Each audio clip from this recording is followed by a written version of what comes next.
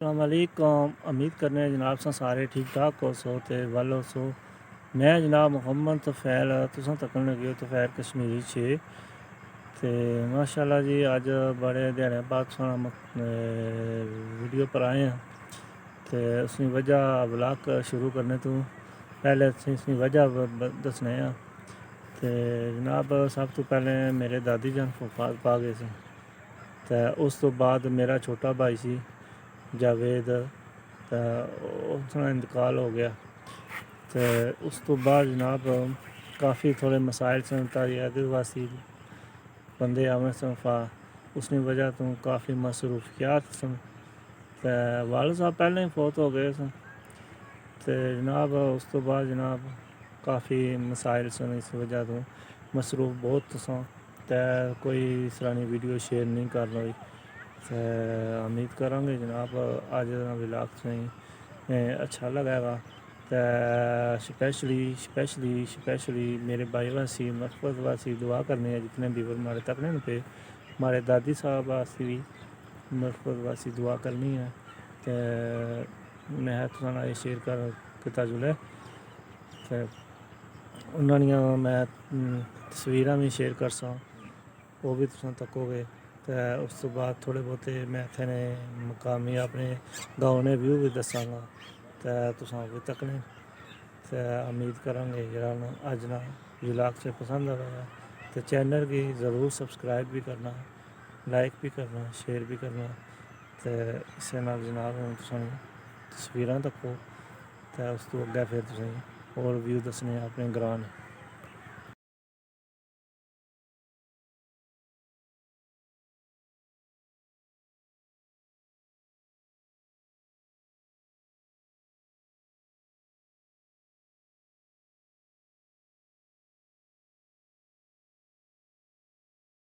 माशाल्लाह जी ऐसा ने गाउन तो सामने जनाब पहाड़ तको सने इस साइड ते मकई जी फसल कप छोड़ी है तो उसनी जगह मकई फसल कप गए अस गाड़ा लाया छत्तै पर तो ये जनाब बाजरे झुंबर है ये जनाब मकई ना झुंबर है मैं ये भी दसिया जुले ये जनाब सामने गाँव है साड़ा छोटा जहा गाँव है तो सूरज जनाब बिल्कुल ही गरूब हो गया इस पहाड़ ने पीछे चला गया ये रहा है पहाड़ है इसने पीछे चला गया ये जनाब तो कुछ छत्ता पर गरी लगी है इसी गाड़ा आखने अस जेडे माल मवेशी है उन्होंने पट्ठिया वासी स्टोर किया गया सर्दियों वासी उन्होंने खुराक है माशाल्लाह जी। इस दूई साइड तक तो को पहाड़ ते ये जनाब केले तको कितने सोने लग रहे केलिया बाग समझो लग गया सामने तो पई धुंध है करदा गुबार है लेकिन है भाई भी उस पास सही नज़र नहीं आवन लगे तो माशाल्लाह जी ये वादी समानी इलाका है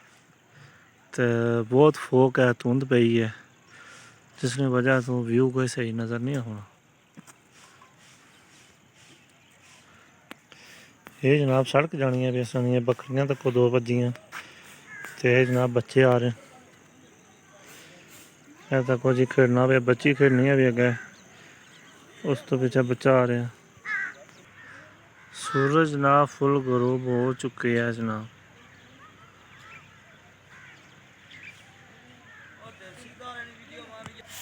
माशाल्लाह जी तो को कितना सोना पहाड़ है इसने पर बादल तो फोक ही फोक बहुत पई है इसकी वजह से काफ़ी व्यू सही नहीं नज़र आ रहे तो उम्मीद करांगे जनाब ये छोटा जहा ब्लॉग सही बहुत पसंद आएगा। ये जनाब तो को नलका निकले है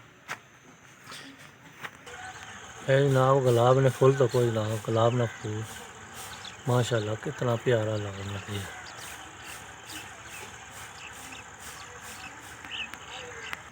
माशाल्लाह जी तो को सब्जी इसे अपनी ज़बान पुड़ लागने पुड़ुल माशाल्लाह कितने सोने लगे माशाल्लाह जी तको जी कितनी सोनी कट्टी बैठी है आहा माशाल्लाह जी कट्टा तको जी कितना सोहना बैठे आ ते रेस्ट कर रहा रेस्ट करना पिया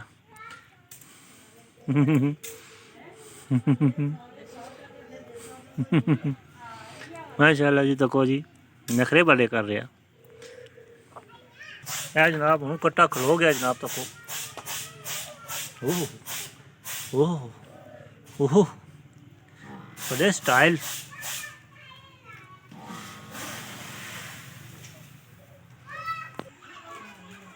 माशाल्लाह तो कट्टी